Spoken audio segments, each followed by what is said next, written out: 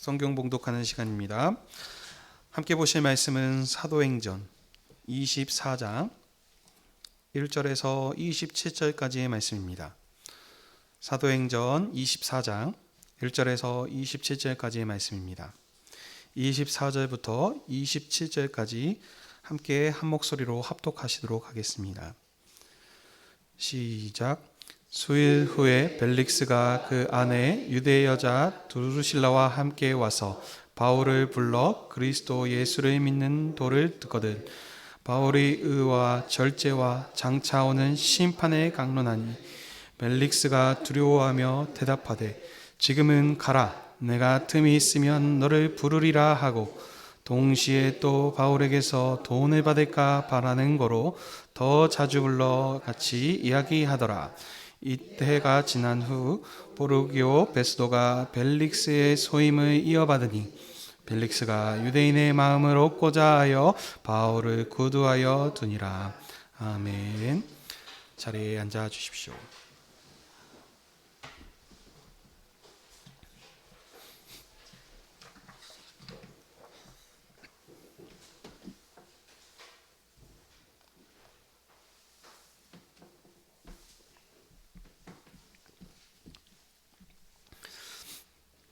기도하겠습니다. 하나님 아버지, 오늘도 주님의 교회를 아버지 앞으로 부르셔서 주님의 말씀을 듣게 하시니 감사드립니다. 주의 성령께서 아버지의 영광과 주님의 교회를 위해 말씀 전하는 자에게 진리의 말씀을 풍성히 허락해 주시고 듣는 모든 성도님들의 마음에 좋은 밭을 허락하여 주시옵소서. 선포되는 말씀을 통하여 언약의 신실하신 하나님의 사랑을 알게 하시고 그 사랑에 감사하며 하나님을 향한 우리의 사랑과 믿음을 굳세게 해 주시옵소서. 예수님의 이름으로 기도하옵나이다. 아멘.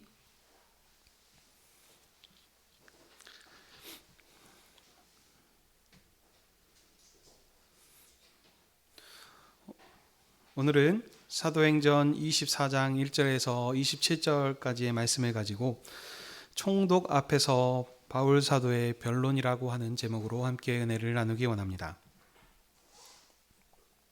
사도행전은 그리스도의 복음이 사도들을 통하여 어떻게 땅끝까지 확장되었는가를 말씀합니다.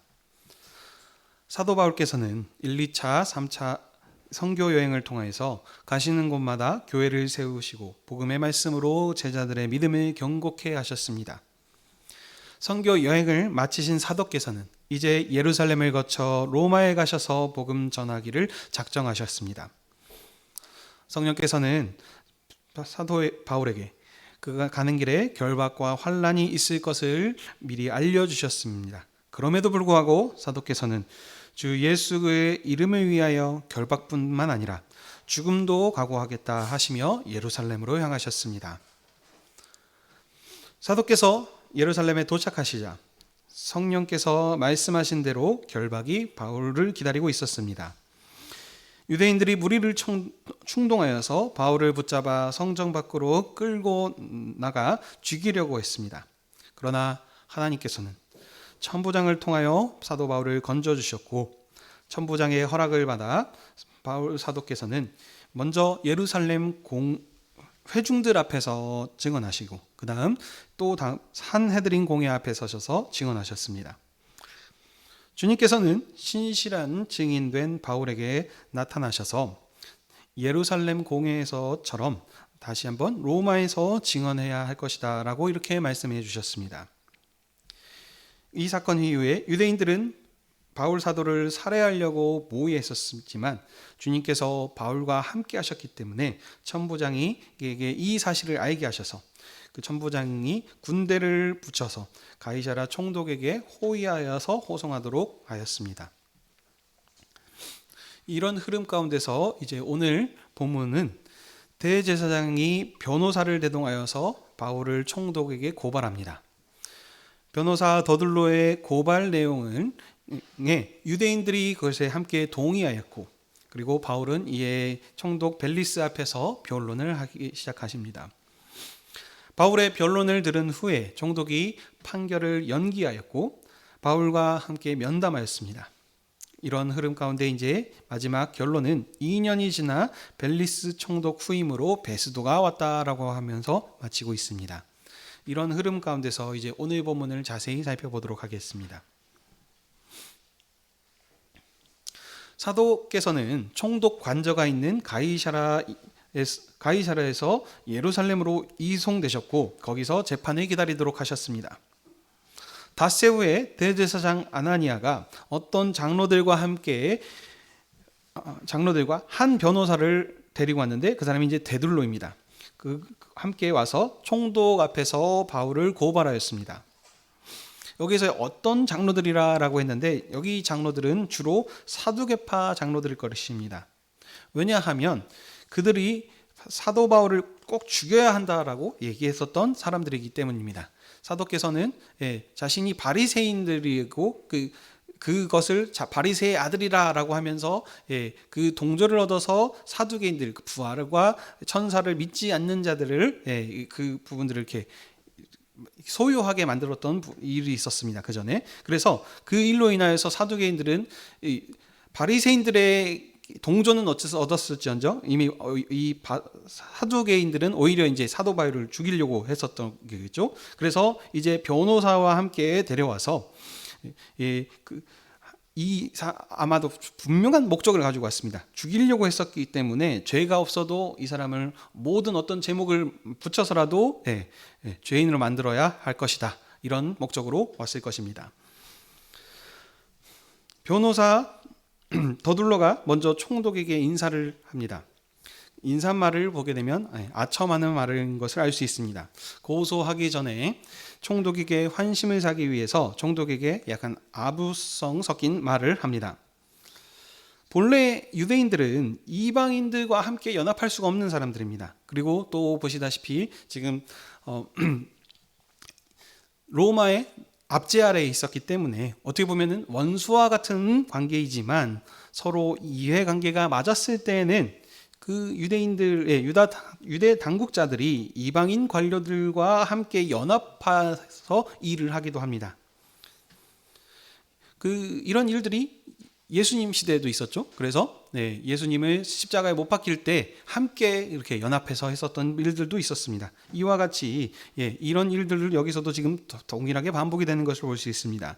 지금 아첨하는 말은 지금 태평성대를 누리고 평화로운 것은 총독의 성견이라라고 이렇게 얘기하면서 지금까지 우리 서로 이렇게 잘 이렇게 협력해서 했던 것처럼 앞으로도 이렇게 잘 연합해서 하자라고 하는 이런 어떤 속뜻이 있을 수도 있겠습니다. 자, 이런 아부 섞인 말을 한 후에 그리고 나서 이제 바울에 대해서 고소하는 내용이 본격적으로 시작이 됩니다. 처음 하는 말은 이 자는 아주 전염병 같은 자다라고 하면서 인신공격으로 아주 악한 말로부터 시작을 하게 됩니다. 전염병은 어떤가요?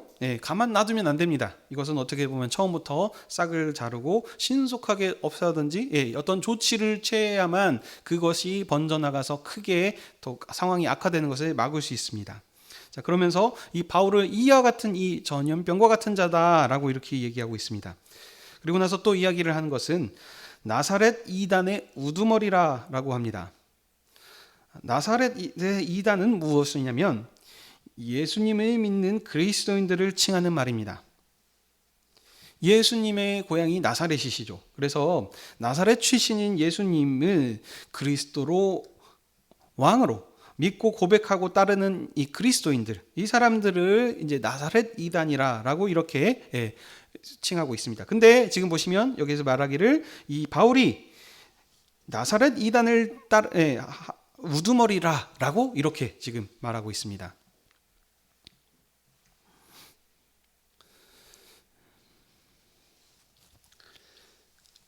그 당시 로마는 여러 나라를 속국으로 다스리고 있었습니다. 그래서 소요 사태를 아주 엄중하게 다스리고 있었습니다. 그래서 이 소요를 일으킨 일을 아주 지금 엄중하게 다스리고 있는데 이 사람이 지금 소요를 일으킨 사람이다라고 바울을 지금 이렇게 얘기하고 있기 때문에 아주 강력하게 이 사람을 없애지 않고 전염병을 일으키는 이 사람을 처리하지 않으면 끊임없이 소유가 될 것이다 라는 부분들을 얘기를 했고요. 그 다음 나사렛 예수를 따르는 이단의 우두머리로 규정을 했습니다. 그래서 이렇게 고발을 한 이유는 사도는 공회에서 출교된 사람이다. 이단이기 때문에 이 사람은 지금 이 우리 공회원의 어떤 속한 자가 아니기 때문에 상관이 없는 자다라는 것을 강조하기 위해서입니다. 그 다음 마지막 세 번째로 고발을 한 것은 성전을 더럽힌 자다라고 하면서 이렇게 얘기하는 것을 볼 수 있습니다. 성전은 하나님의 처소입니다. 하나님이 거하시는 거룩한 전이기 때문에 여기는 그 아주 신성시 여기기 때문에 여기를 더럽히는 것은 아주 큰 죄이죠. 그래서 이방인들은 함부로 성전에 들어올 수 없었습니다. 그래서 로마 통치권을 가지고 있는 자들도 권력을 가지고 있음에도 불구하고 본인은 이방인들이면 여기에는 감히 함부로 들어올 수 없는, 원접할 수 없는 어떤 그런 부분들이 있었습니다. 근데 이 유대인의 사도가 이 바울이 헬라인을 데리고 성전에 들어간 것으로 오해를 했고, 그래서 이 사도를 고발했다 하는 부분들이 지금 이 세 가지의 제목들로, 이와 같은 이유들로 우리가 이 바울을 잡아서 이렇게 고발하고 있다, 이렇게 얘기를 하고 있습니다. 이것이 지금 함께 왔던 변호사 더둘로가 총독에게 고발했던 내용입니다. 9절에 이 이야기를 들었던 함께했던 유대인들이 고발한 내용이 옳소, 이 말이 동의하다, 다 맞는 말씀입니다 라고 하면서 동의를 합니다. 아마도 이 일을 지금 작정을 하고 왔기 때문에 수많은 유대인들을 동원하여서 이 일에 함께 동조하게 하고 소리치도록 하는 일들을 했을 것입니다. 예수님 당시에도 그랬었죠. 그래서 사람들을 사서 그저들을 죽이라고 하고 했었던 것 같은 이 일들을 동일하게 했었을 것으로 생각이 됩니다. 자, 이렇게 고발을 한 후에 이제 총독이 바울에게로 이제 말을 하라라고 하면서 이제 머리로 이렇게 지시를 합니다. 그러자 이제 사도께서 자기에 대한 변론을 시작을 하시는 내용이 10절부터 21절의 내용입니다. 사도께서 변론을 시작하기 전에 먼저 총독에게 이야기를 하십니다. 그래서 당신이 지금 이야기하시는 내용은 이것이죠. 당신이 여러 해 전부터 이 민족의 재판장 된 것을 내가 알고 있다라고 말합니다. 이 부분은 어떻게 잘 생각을 하셔야 됩니다. 더둘로와 같이 아첨하는 말이 아니고, 이 총독의 지금 지위와 위치, 그가 가지고 있는 직무에 대한 어떤 부분들을 지금 강조하고 있는 부분입니다. 총독은 재판장입니다. 그래서 지금 이 지역을 다스리고 있는 자, 권세 있는 자입니다. 근데 이 권세를 누가 주시는 것입니까? 바로 만왕의 왕이신 하나님께서 그리스도를 통하여서 주신 것입니다. 그래서 만왕의 왕이시오 만주의 주가 되신 이 하나님께서, 이 주님께서 이 권세를 당신에게 주셨다. 왜 주셨을까요? 하나님께서 총독에게 이 권세를 주신 것은 정의를 위해서입니다. 악하고 불의한 자를 심판하고 칼의 권세로 그들을 벌주고, 또 반대로 잘한 자들이 있다면 선한 자를 칭찬하고 선한 자에게 상을 주어서 격려하도록 하는 이 일들을 하도록 위해서 한 사람에게 이 직무를 맡기신 것입니다. 하나님께서 세상에 있는 권세자들을 왕으로 세우시고 직무자를 세우신 것은 이런 일들을 하도록 하기 위해서입니다. 그래서 세상에 권세가 존재하는 목적은 하나님을 대신해서 어떻게 보면 정의를 이렇게 추구하고 하라고 하는 것처럼 일들을 하신 것입니다.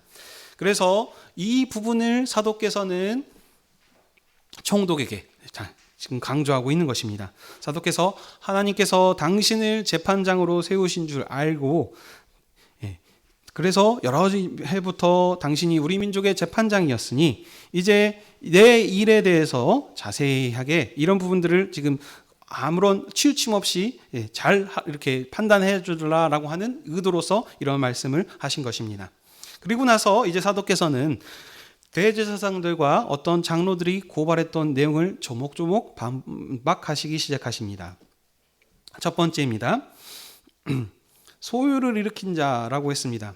그래서 근데 사도께서 예루살렘에 올라오신 것은 정치적인 목적으로 어떤 소요를 일으켜서 자기를 따르게 하기 위한 세력을 이루기 위한 것이 아니라 예배를 하러 오신 것이다라고 합니다. 이 일은 로마가 허락한 일입니다. 로마가 이 지역의 총독을 파견해서 다스리고 있을 때 유대인들의 어떤 특수성을 인정하여서 성전에서 예배하고 하는 일들을 인정해 줬기 했던 일입니다. 그래서 이 일을 로마가 인정한 일을 하러 지금 사도께서 예루살렘에 오신 것입니다. 그리고 예루살렘에 오신 것도 장기간에 있었던 것이 아니고 12일밖에 되지 않으셨습니다. 그래서 멀리서 온 사람이 어떤 이 잠깐의 짧은 시간에 어떤 수로 사람을 모아서 소요를 일으킬 수 있겠느냐 하면서 나는 소요를 일으킨 자가 아니다. 이런 그들이 지금 하고 고발하는 내용은 부당하다라고 하는 것을 말씀했습니다. 그래서 내가 혹시 누구와 변론하는 것이나 회당에서 이 시중들을 선동해 가지고 소동케 하는 것을 본 사람이 있으면 나에게 와서 지금 말하게 해달라라고 이렇게 얘기합니다. 자기가 이 사도께서 성전에 있었을 때는 아시아에서 온 유대인들이 자기를 보고 나를 잡는 바람에 소요가 일어난 것인데 저는 자신은 소요를 일으킨 것이 아니라라고 했습니다. 왜냐하면 사도께서는 헬라인들을 성전으로 데려온 것이 아니었거든요. 결례를 지키기 위해서 유대인들과 함께 화합하기 위해서 그들에게 그 돈을 주고 머리 감고 하는 정결 예식을 지금 하기 위해서 왔었던 것인데 그들이 이것을 오해해서 이런 일들이 생긴 것이다라고 반박하신 것입니다. 두 번째입니다. 나사렛 이단의 우두머리라라고 그들이 이렇게 고발했었는데 거기에 대한 반론을 하십니다. 두 번째 변론의 요점은 나도 나를 고발한 사람들과 같은 유대인이다라는 것입니다. 그들은 출교된 자, 우리와 상관이 없는 자이다 라는 것을 강조하기 위해서 나사렛 이단이라고 규정을 했는데 자신은 어떻게 보면 이단이 아니고 그와 같은 자들이다, 유대인이다 라는 것을 얘기하는 것입니다. 그래서 그들과 같이 율법을 따르는 율법 백성이고 그들이 믿고 있는 그들의 조상의 약속을 가지고 있는 사람이다 라고 말을 합니다. 그래서 얼마 전에 이와 같은 것을 사도께서 유대인들에게 증언하실 때 그 부분들을 강조하셨죠. 그래서 너희들이 따르는 그 율법을 다 지켰고 나도 바리새인 중에 바리새인이다 하는 부분들을 얘기했었습니다. 여기서도 그런 관점에서 다시 한 번 더 증언하고 계신 것입니다.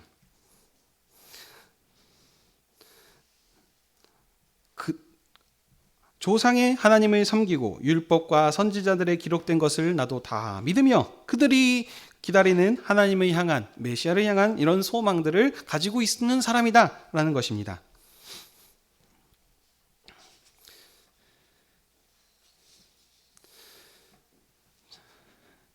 그 다음 세 번째입니다. 세 번째는 성전을 더럽힌 자다라고 하는 부분들이었는데요. 여기에 대해서도 반론을 하시는 것은 사도께서 예루살렘에 올라오신 것은 예루살렘 교회를 위해서 헌금한 구제금을 가지고 와셔서 오신 것입니다. 나도 유대인으로서 율법을 존중하기 때문에 율법의 결례를 따라 행하였고 제사 비용까지도 함께 다 내셨었습니다. 그리고 그 결례 기간이 끝나서 아까도 그 신고를 하셨습니다. 근데 성전을 더럽혔다, 또 이런 이단을 이렇게 무리를 이끌었다, 이런 부분들은 있을 수 없다라는 것입니다.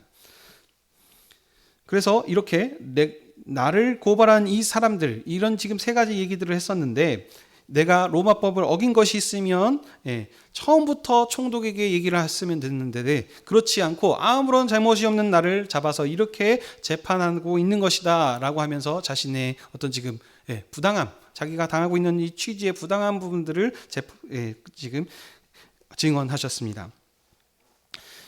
사도 바울의 증언을 다 든 후에, 변론을 들은 후에 22절, 23절의 총독이 반응이 나오고 있습니다. 총독은 바울의 증언을 듣고 판결을 연기하였습니다. 연기했다라는 것에 많은 의미가 있는데요. 첫 번째는 이 사건이 지금 유대인들의 율법의 문제였던 것을 천부장의 편지를 통해서 이미 알고 있었습니다. 그리고 얘기를 들어보니까 죽이거나 결박한 사유가 하나도 없다는 것을 알 수 있었습니다. 이 사실은 이미 편지의 내용에서도 얘기를 했었고 본인이 보기에도 지금 이 고발하는 것이 사실인지 진상을 규명하고 신문을 하는 과정 가운데서 어떤 문제를 발견하지 못했기 때문입니다. 그랬으면 무죄를 어떻게 보면 선언해도 되는 것인데 여기에서 무죄를 선언하지 않고 판결을 연기하는 부분들을 알 수 있습니다. 왜냐? 이런 것들은 이제 여기 상황들을 좀 보셔야 되는데요. 이 총독은 유대 총독으로 7년 동안 재임했었던 사람입니다. 그리고 이제 뒤에서 나오는데 그의 아내도 유대인이었습니다. 그래서 이 지금 유대인들이 말하고 하는 이 도에 대해서 그들이 어떻게 하나님을 섬기고 제사하고 하는 이 그들의 율법에 대해서 규례에 대해서도 잘 알고 있었던 사람입니다. 그리고 이전에 여기 보시면 나사렛이라고 예수에 대한 사람이 자기 왕이다라고 하면서 도를 전하다가 빌라도에게 죽임을 당했던 일들이 있었어요. 그래서 이 왕의 통치에 부정적인 영향을 미쳤던 사건이 아니었던 것을 이미 그 상황들을 파악을 다 해서 알고 있습니다. 그럼에도 불구하고 이것을 이렇게 바로 판결하지 않고 미룬 것은 그 사람의 지금 처한 위치가 마지막 이제 말년이기도 하고요. 그다음 이제 이 유대인들의 지금 소유가 워낙 지금 크기 때문에 그대로 어떻게 보면 눈치를 보는 것입니다. 그래서 반대로 이 바울이 소유 사태를 잃은 것이 아니고 이 사람들이 자기가 이 사람을 지금 죄가 없다라고 선언을 했을 때 유대인들이 오히려 반대로 소유를 일으키게 될까, 그것들이 지금 걱정이 되어서 이 사람들의 눈치를 보면서 이 재판을 처결하는 것을 미룬 것입니다. 사도께서 무죄인 것을 알고 있었지만 소요를 일으킬 위험성이 있었기 때문입니다. 그래서 법에 대한 공의로운 재판을 한 것이 아니고 정치적인 판단을 한 것입니다. 이런 일이 실제로도 있었죠. 빌라도가 예수님을 이렇게 붙잡고 시문을 했었습니다. 근데 이 예수님이 아무런 죄가 없음을 알았습니다. 그래서 죄가 없어서 그를 놓아주려고 했는데 계속해서 그를 죽이라고 하니까는 밀란이 일어날 것 같다라고 해서 자기 손을 씻어버리면서 그들을 그냥 놓아줬던 이런 일들과 지금 여기서도 비슷한 일이 또 벌어지고 있는 것입니다. 여기서도 판결을 미루고 있습니다. 유대 당국자들 때문에 무죄 판결을 내리지 못했지만 그렇다고 해서 또 그들이 원하는 대로 바울을 내어줄 수가 없습니다. 왜냐하면 이 지금 바울이 처하고 있는 처지는 로마 시민권자였습니다. 로마 시민권자는 총독이 로마 시민권자를 보호할 책임이 있습니다. 왕에게 어떤 무죄 판결을 받지 않았는데도 불구하고 일들을 해서 어떤 죽임을 당하거나 해를 당하는 일이 생기면 오히려 이제 반대로 로마에 대해 그 황제 아래에서 자기 총독의 지위가 또 위태위태해질 수 있는 일이 생기기 때문에 풀어줄 수는 없고 또 무죄 판정을 하자니 그렇게 할 수는 없고, 그래서 판결을 미루고 그 다음 가택연금을 하게 합니다. 그래서 그 자유를 주고 친구들이 와서 왔다 갔다 만날 수 있도록 죄인이 로 취급을 해서 어떤 감옥에다 보낸 것이 아니고 가택연금을 통해 가지고 친구들과 만날 수 있는 이런 상태로 이렇게 지금 책임을 하게 되었습니다. 자, 이런 일이 있은 후에 이제 총독이 자기 아내와 함께 사도 바울을 찾아옵니다. 아마 이 총독이 바울을 찾아온 이유는 아내의 어떤 부탁이나 청원이 있었을 것으로 추측이 됩니다. 왜냐하면 그 아내는 유대인이었기 때문입니다. 바울에게서 그리스도의 예수의 믿는 도에 대해서 이야기들을 들었습니다. 왜냐하면 지금 많은 수차례 지금 회중들을 통해서 공회에서 여기 총독 앞에서 증언을 했었습니다. 그래서 어떻게 보면 또 이 총독은 바울이 전하는 도가 궁금했었을 수도 생각이 됩니다. 왜냐하면 이런 일이 아까도 말씀드렸던 것처럼 비슷한 전례가 있었습니다. 예수라고 하는 사람이 비슷한 도를 전하다가 죽은 적이 있었습니다. 그래서 이제 그 선동자 같은 사람이 죽었기 때문에 그러면 이제 사건이 흐지부지 돼서 이제 조용히 사그라들 줄 알았는데 오히려 그렇지 않고 여기저기에서 다른 도를 전하는 사람, 이 복음을 계속해서 믿는 사람들이 일어나서 이 따르는 자들이 생기고 있는 것을 보니까 궁금하기 시작한 겁니다. 그래서 이 일에 대해서 좀 들어볼 필요도 있겠다라는 어떤 이런 여러 가지 상황상 사도 바울을 찾아온 것일 것입니다. 그러니까 사도께서는 이제 자기에게 찾아온 총독에게 복음을 전하기 시작하십니다. 복음을 전하실 때 보시면 정의와 절제와 그리고 다가올 심판에 대해서 얘기했다라고 하셨습니다. 이것은 사도께서 그 지금 대하고 있는 청중을 배려한 그 복음입니다.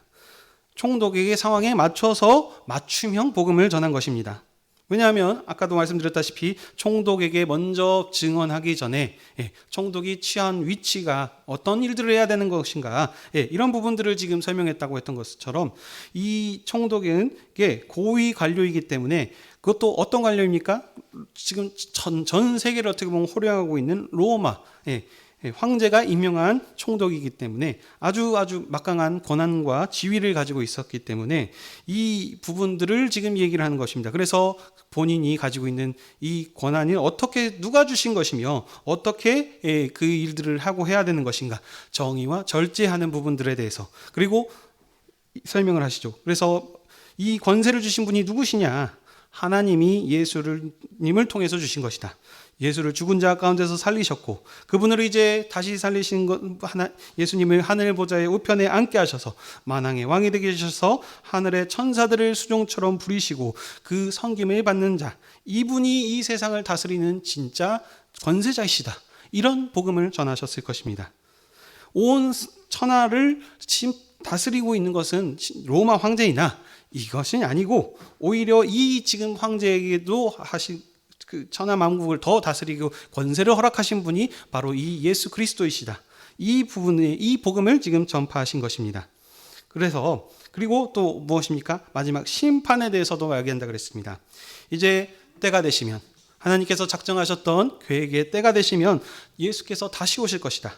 이 예수님이 오시게 되되 어떤 일이 일어납니까? 악한 자는 영원히 꺼지지 않는 불못에 던져지는 이런 심판이 있을 것이다 라는 부분에 대해서 거침없이 총독에게 증언을 하셨습니다. 이런 일들을 총독이 들으니까 총독의 반응은 어떻습니까? 겁이 났다라고 했습니다.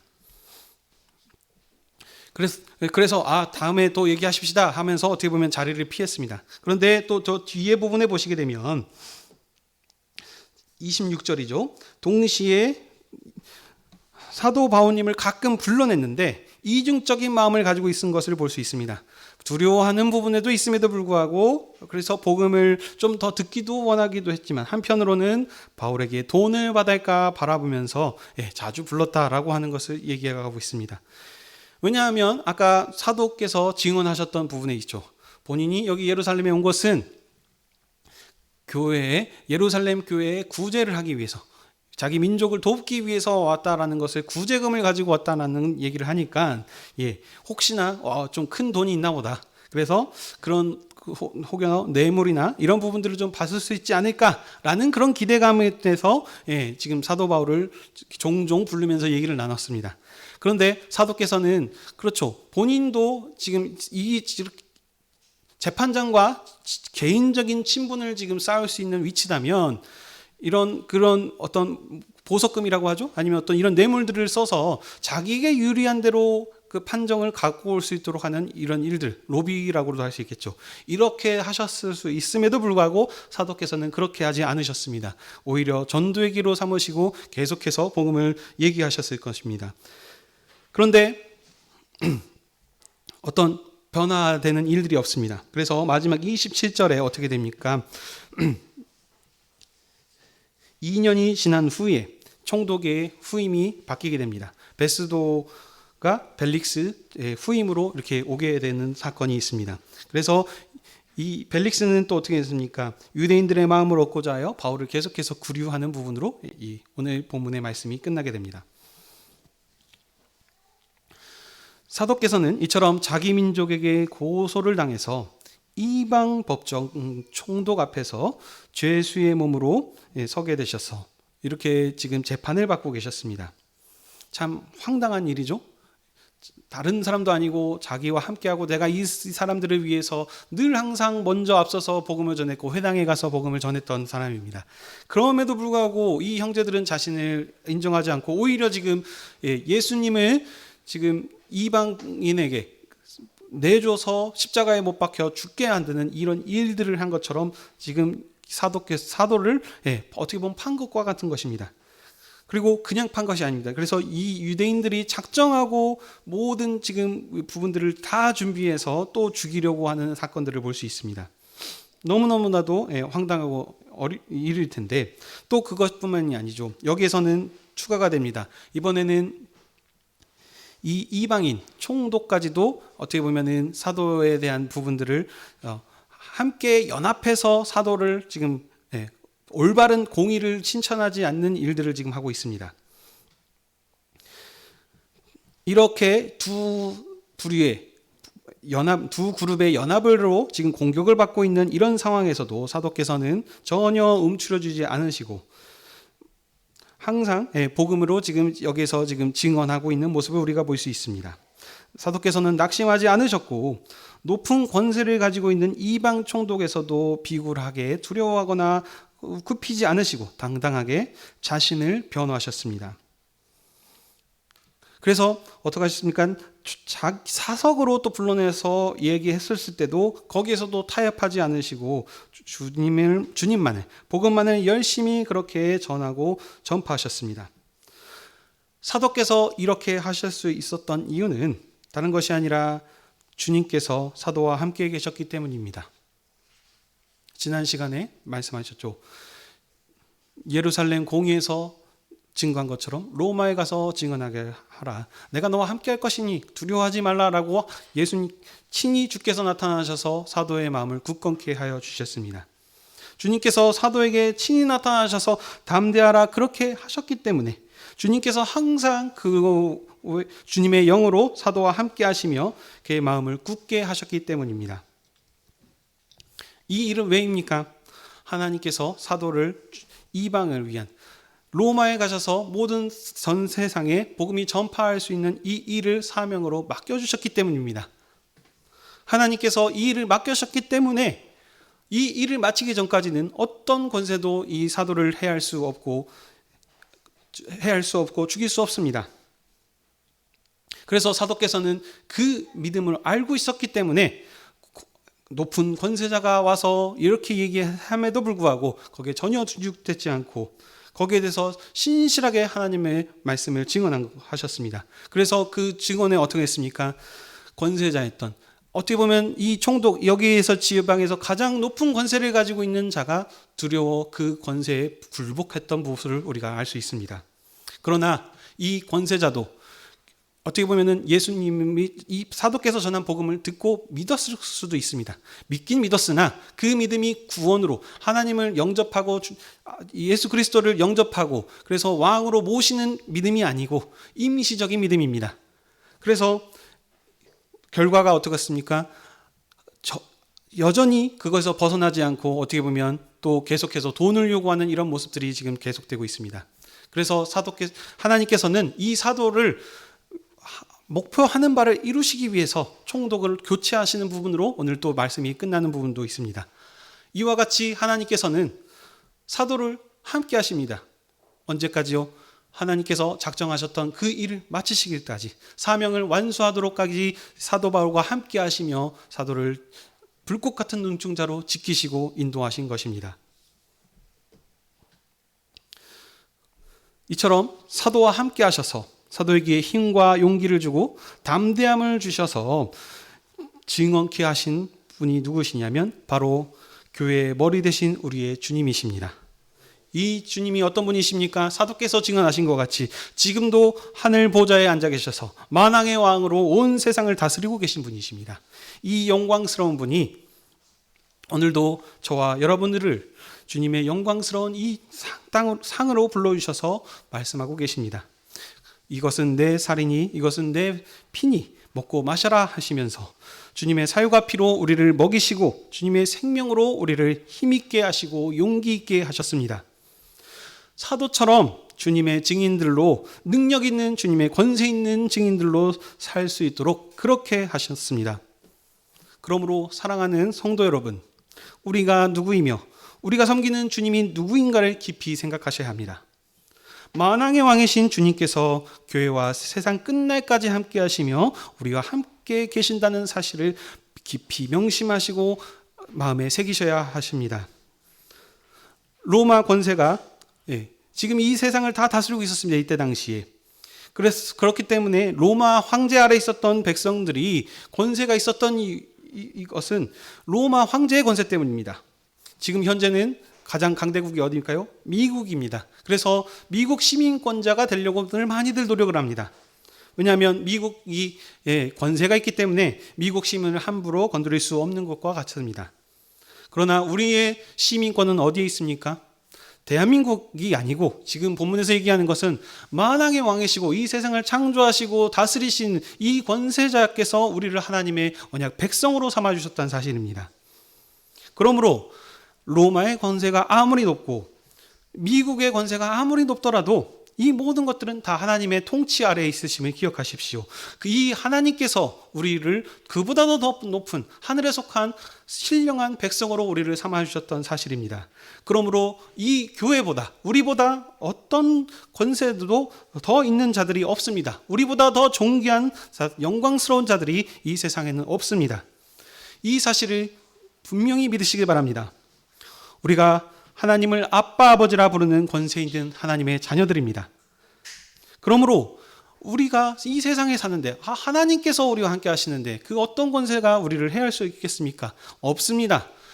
바울을 지키신 주님께서 여전히 우리 교회와 함께 하시며 우리에게 모든 일들을 이루실 것입니다. 언제까지요? 하나님께서 약속하셨던 그 약속의 말씀을 다 성취하실 때까지입니다. 교회를 통해서 천하 모든 만민을 이 세상으로 부르신 주님께서 교회와 함께 하십니다. 그 일을 이루실 때까지. 그러므로 우리가 이 사실을 믿고 믿음으로 세상을 이기는 삶을 사시는 저와 여러분이 되시기 바랍니다. 세상이 사는 부분들이 좀 힘들 수 있습니다. 항상 가는 일이 평탄하다고 하지 않았습니다. 사도 바울을 보십시오. 가는 길에 매임이 있고 역경이 있을 것을 알고 있음에도 불구하고 그럼에도 나는 죽음을 각오하고 가겠다라고 하는 이 믿음으로 행하셨을 때 하나님께서 이 믿음을 보시고 함께 행하셨습니다. 그러므로 우리가 이와 같은 믿음으로 살았을 때 오히려 기회입니다. 세상의 역경과 고난이 우리에게 닥쳐왔을 때 이것으로 넘어지게 하는 시험을 들기 위해서 우리를 무너뜨리려고 하는 것이 아니고 이 기회 때 하나님의 이름을 증언하고 그 이름을 더 높일 수 있는 어떻게 보면 우리에게 기회가 허락이 된 것입니다. 그래서 이 기회들을 잘 활용하여서 사도 바울이 세상 법정에서 능력 있게 그리스도의 이름을 증언한 것처럼 우리들도 마지막 시대를 봉사하는 영광스러운 주님의 증인으로 부름받았기 때문에 이 역경과 고난이 있을 때마다 넘어지지 마시고 믿음으로 그리스도를 증언하는 사시는 저와 여러분이 되시기를 주님의 이름으로 축복합니다. 기도하겠습니다.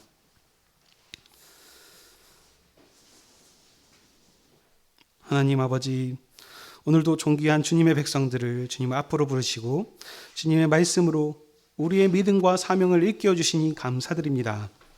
사도행전의 말씀을 통하여서 하나님께서 어떻게 사도와 함께 하셨고 그 작정하셨던 일을 마치시기까지 지키시고 보호하셨는지를 우리가 알게 하여 주셨습니다.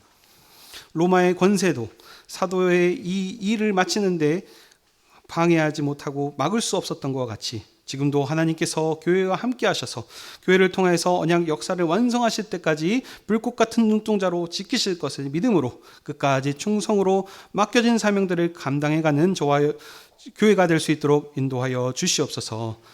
감사드리며 이 모든 말씀 예수님의 이름으로 기도하옵나이다. 아멘.